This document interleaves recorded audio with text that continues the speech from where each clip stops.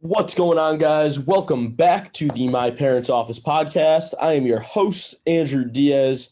Today we've got episode 113, which includes a Halloween draft with Mac Brown as well as Leo Allgaier, two of my college teammates. So it was a blast doing that. We recorded that last week, so decided to save it for the week of Halloween. For that, I believe we did one candy, one costume you wore as a kid, one movie, and then one song. So we have those. That'll be on the second half of the episode, so you can enjoy that. Before I really get into it, we've got our social medias. TikTok is at My Parents Office, along with our Instagram and Twitter, both the same at My Parents Office. Facebook page, My Parents Office Podcast, and Substack is Articles from the Office. So go check those out, follow us, like us, subscribe to us, and all that fun stuff. But so today it's this past week, I believe it was Monday or I think Tuesday was our 1 year anniversary of the My Parents Office podcast. It started with Brett and I, an idea that we kind of threw together of me kind of wanting to do a podcast and Brett knowing how to produce a podcast. So we slapped that together. Our first interview was Phoenix Jack. He's been on twice so far. It was a weird time doing it because I wasn't super comfortable with the mic, and it was a good first interview to have because I'm friends with Phoenix. So being able to have that little bit of rapport is a lot easier than just hopping in with somebody you may not know. And it originally started off just to be like an interview show where we just have one interview a week. You do the interview via Zoom or in person. You put that up in the RSS feed, bing, bam, done. You're done with it there. But then it kind of evolved like, hey, let's do 2 days a week. Let's do 3 days a week. But then for the 3 days, it'll be two of them will be interviews. One of them will be just Brett and I. Then it turned into, well, we should do something in front of those other interviews to make longer episodes. People will be able to hear us more if they do listen to these interviews. And it all kind of snowballed now into a full year of doing the show, 100+ episodes, a lot of great guests, fun interviews, and other fun content we've done on the side of it. In the episodes we started up doing the drafts a lot. Those have been fun to do. We did the Eye of the Storm documentary with the University of New England.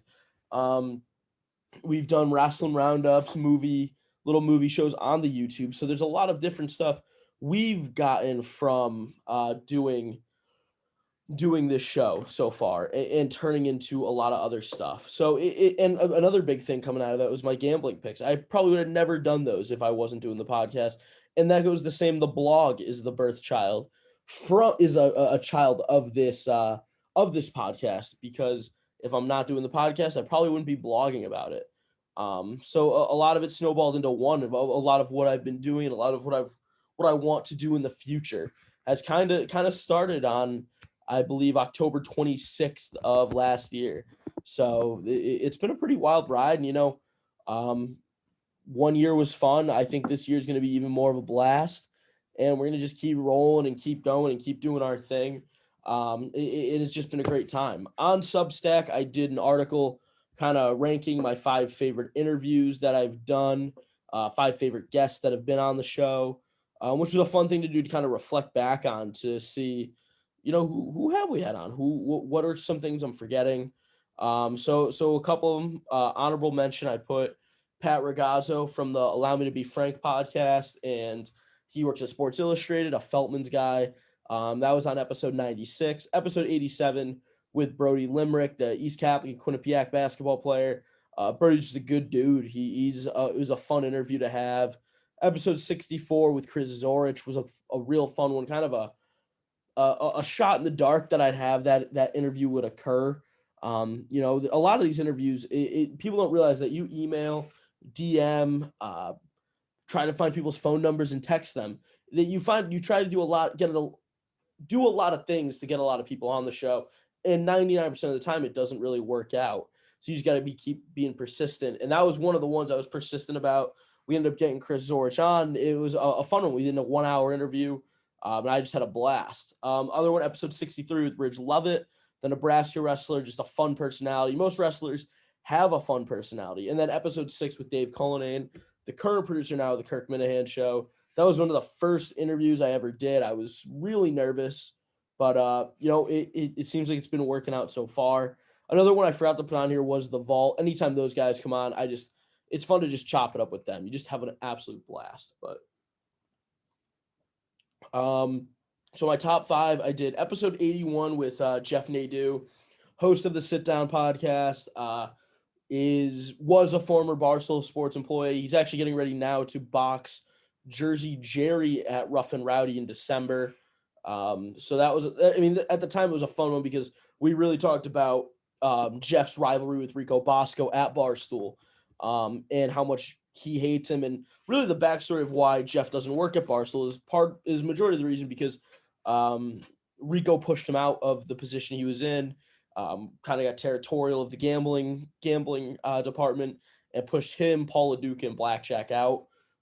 So that was fun. And then he's just got extensive basketball knowledge and really, really good knowledge of the Mafia. And his podcast, The Sit Down, is awesome. I'd recommend going and checking that out. But yeah, that was just a really fun one because he was super personable and just an all around good dude. Episode 40 with Mike Squires. Really, I had Mike Squires on earlier in the show's history too, but episode 40 was a fun one because he had the 2 songs out. Take Me Home with Atlas, which is a great one, and Crazy Love with Jay Wright and Camilla Riccio. But Mike's just such an interesting person. With everything he does, he's a producer, a videographer, a photographer, and kind of a jack of all trades when you really get down to it. And another real interesting topic we came across in that interview was the deep layer of talent in Connecticut when you look at rappers and other artists, and that a lot of guys don't like saying they're from Connecticut because like you're in between 3 big cities, Providence, New York, Boston. There's really not one for Connecticut, so it's really tough for guys to represent where they're from. And Mike's a guy that just represents Connecticut through and through, along with a guy like Chris Webby, who he's very close with, who he's on tour with now. So it's awesome to talk about stuff like that because I'm a big Connecticut guy. I love where I'm from. So to hear a guy love where he's from as much as I do is just an awesome thing to hear. It's an awesome thing to see. Number 3, episode 95 with Braxton Amos. This was just a fun one. Another one.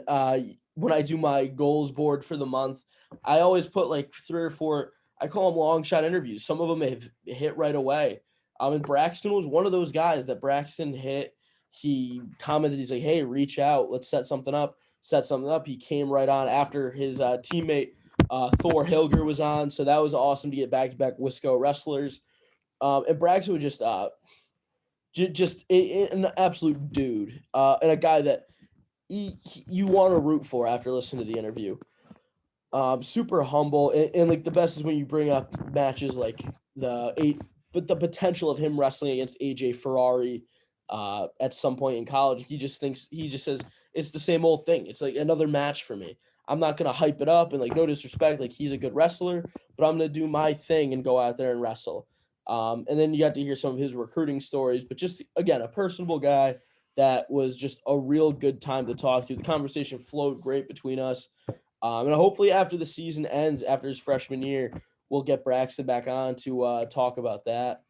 Number 2, episode 27 with the King of Maine Gretzky, Spizzy Spose. This was I keep saying like dream interviews. This was the dream interview for me. And for it to happen so early on in the show's history was unreal. I kind of wish it happened a little bit later on because I wish I was more developed as an interviewer because there was a lot of other questions I had for him that, I wish I had gotten off, but such is life.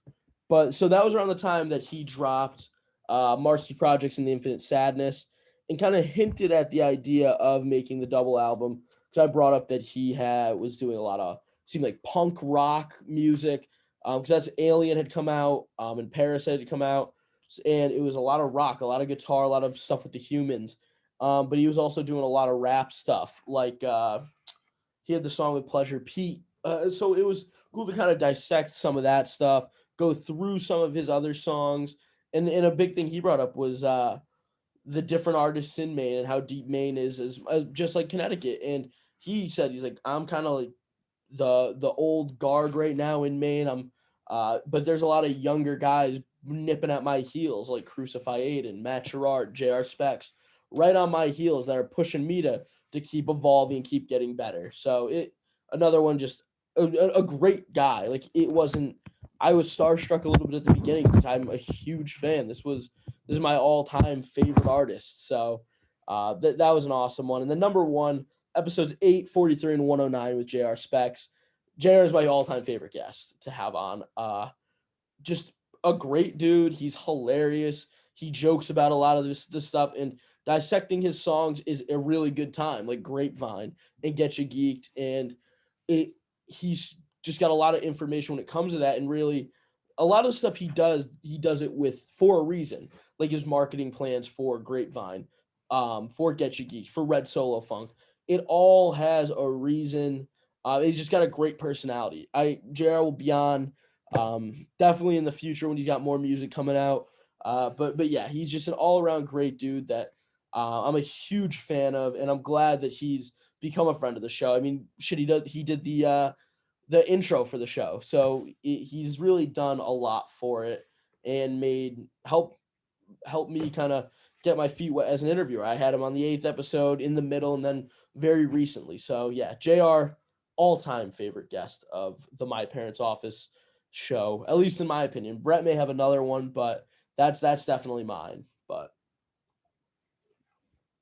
other stuff involving Spose. So I actually went to Spose's concert that he had. So the Palmer Squares were touring with Jarve.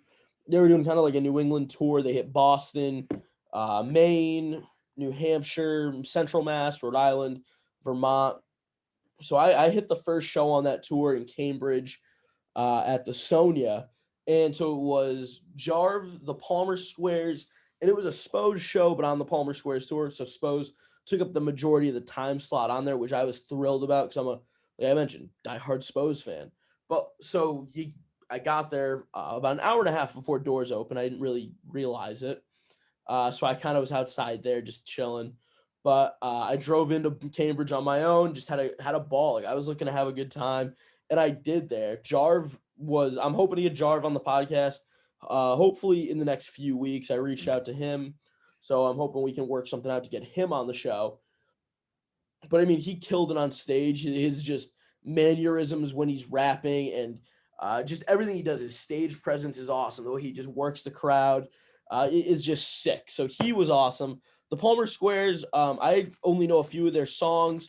I mean, they had a loyal audience there of people, which was sick to see. And I mean, they're awesome. They showed up to the show in Knicks jerseys because they went to the Knicks game the night before. Trying to troll the Boston crowd. Didn't seem to really phase a lot of the people in the crowd. So which was pretty funny. They've got on Knicks t-shirts and jerseys. But yeah, they killed it too. They were high energy. They brought Jarve on stage to do the song with Jarve. And then when Spose came out, Jarve came on to do Metal Band with him, which is one of my favorite songs off the new album. So Palmer Squares finish up, Spose comes out and just absolutely brings the house down. He's just unreal with what he does, and the music he makes, and just how he performs live. Um, he's got just such a way. Like the new album's awesome. Get Rich or Die Ryan. He played a lot of songs with that. So it was him and the Humans. Jarve came up for Metal Band, and then he had Cam Groves come up to do Casey Max. I'm Awesome. I think he had him do one more song. So seeing Cam Groves live with Spose, Jarve live with him, and then the Humans, Dave Gutter kills it. Was just sick. I was in my glory. I was able to be right up on the stage. So like you're locking eyes with band members. You're right there with the energy, and you can feel it. I think my favorite song he did live was Sev. It was just the energy for it, the heavy guitar, and then when Spose towards the end of the song gets down, he's whispering into the mic, and then the guitars start right back up. It is just, the energy's electric. I mean, the classic ones go hard too. That was probably my favorite off the new album that he did. Shining was awesome too. But like, he did Alternative Radio, which really hit. I'm Awesome. We All Got Lost is what he closed with, which is my all-time favorite Spose song. But there's a lot of new ones off the Get Rich or Die Ryan album, which came out just over a week and a half ago. So what was cool about that is I got to see him right after, the day after Get Rich or Die Ryan came out. So I only knew a few of the songs, like the main ones that had come out beforehand, like Alien. Self-Help actually hit really hard in person. It was the guitar, it punched you right in the face, and just he's jumping all over the stage. At one point, a couple fans got him whiskey in the crowd, so he's got it up on stage. He kicks it over, gets it all over his phone, so they had to deal with that situation. But we just, the energy was nuts. He's going crazy, and so but that new album, Get Rich or Die Ryan, is probably, I may be saying because it's recency bias, but that new album is really, really, really good. It might be my all-time favorite Spose album because just the range of it. The double album, the alt rock side of it, is I prefer it over the rap side. The rap side's still awesome, but the features on it are tremendous. You don't. It wasn't the normal cast of characters that you usually see on a Spose album, like Cam Groves or Jay Spin or Shane Rise was on there, but like those are the two guys I usually look for. So he had new guys on, like Dominic Lavoie, Matt Gerard, Crucify Aiden, Jeff Beam, Jay Karen, Ben's Been Dead, who's a normal Terminology, Shane Rise, and JXCK. So it was just, it's crazy. If I had to, I'm writing an article about my favorite songs from it and kind of reviewing the album that I'm going to put out this Saturday for Spose Saturday. But it's tough to decipher what like my 5 favorite songs or even my 3 favorites would be. I mean, right at the moment, it would probably be Here We Go Again with Matt Gerard off the alt rock side of it. World War Blues off the alt rock side of it. And then Metal Band. Metal Band's just a song that hits so hard because it's got Jarv's fast beat rap, and then Spose just doing his thing on the rap side of it, and the beat for it with the interspliced clips of different audio is pretty awesome. But this is gonna be a real tough thing for me to figure out. So I'm looking forward to writing that one. But so that's kind of that show was just sick. I'm looking forward to seeing him again in December for Pete Ain't Christmas, which will be real cool up in Maine. It's him, the Humans, and the Flowbots so far. But Pete Ain't Christmas every year, it's like more and more people come out for it. And it's kind of like surprises. So I'm assuming Cam Groves, maybe Ben's Been Dead, maybe Shanghai, maybe Christina Contagion, which a friend of the program. I'd love to see a guy like MC Lars come through it. He was at it one year. This is my first Pete Ain't Christmas, so I'm really looking forward to it. And the first one back since COVID. So 2-year hiatus for it, and he's gonna bring the house down at the Aurora. So I'm really fired up about that. Last thing I want to hit before we get into the Halloween draft is my gambling picks. And I was in a bit of a slump, or I wouldn't even really say a slump. I was just not able to break through and and have a really good week. Keep going 2-2, and come close to being 3-1, or be very close to being 4-0. And this past week, I was able to do that and go 4-0. I had Louisville -5.5 versus Boston College. Bam, that hits. I had UCLA, Oregon +1.5 at UCLA. Oregon was ranked 10th in the country, and they were the underdog on the road. They end up winning and covering. Bam, that hits. Alabama, Tennessee over 68.5. That hits late in the fourth after Bama puts up like 24 in the fourth quarter. And then Notre Dame -6.5 versus the USC Trojans. They win 31-6. I'm on a hot streak right now. I went 4-0 last week. I've got a lot riding on this upcoming week, but I don't know what I'm going to pick yet. I'm recording this on Thursday night, so by the time this comes out, I may already know what I've picked. I should already know what I've picked, and the blog will be out and the Instagram post will be out for it. But I'm still going through some different lines, and I'm nervous about what to pick because you don't want to overthink it. Like this past week, I didn't really think about it. I just saw I like this game. I like this game. I like Oregon as a road dog. I like USC. I like Notre Dame against USC at Notre Dame in the cold weather. I played that into factor, and I like just certain things I really liked about these games. It was usually just one or two small things, and that kind of works. So I do want to take that same philosophy going into this week, and not try to overanalyze games. So stay tuned for that. But that's kind of all I've got so far. So here is the Halloween draft with Leo Allgaier and Mac Brown. Thanks, guys.